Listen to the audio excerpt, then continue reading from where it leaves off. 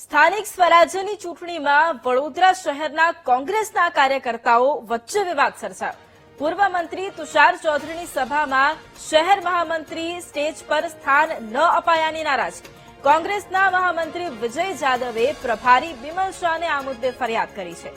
સભા દરમિયાન અપક્ષના ટેકેદાર મનોજ પરમારને સ્ટેજ પર બેસાડ્યાની રજૂઆત। હું વિજય જાદવ બોલું છું, વડોદરા શહેર કોંગ્રેસ મહામંત્રી।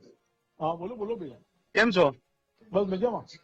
હવે સાહેબ, આ મહામંત્રી તરીકે અમારે કોઈ વેલ્યુ છે કે નહીં, એક પ્રશ્ન મને તમને પૂછવાનો છે। હવે શું થયું, શું બોલો ને દોસ્ત?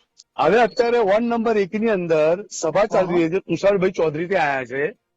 શહેર મહામંત્રી તરીકે માજી પ્રમુખોને તમે સ્ટેજ પર ચડાવો છો અને શહેર મહામંત્રીનો હું વોર્ડ પ્રમુખ પર રહી ચુક્યો છું, તો અમારી અવગણના કેમ કરવામાં આવે છે?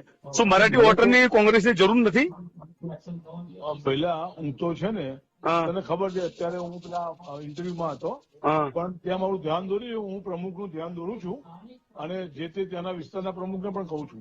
ના ના, આની અંદર નરેન્દ્ર રાવત મેનેજમેન્ટ કરે છે। જો સાહેબ એક વસ્તુ તમને કહી દઉં, હું કાલે ઉઠીને કોઈ મીડિયા આઉટ કરું, હું બી એક સક્ષમ જ વ્યક્તિ છું। મારો બાયોડેટા મેં તમને પેલી ચોપડી આપી, તે વિજય જાદવ બોલું છું, બરાબર?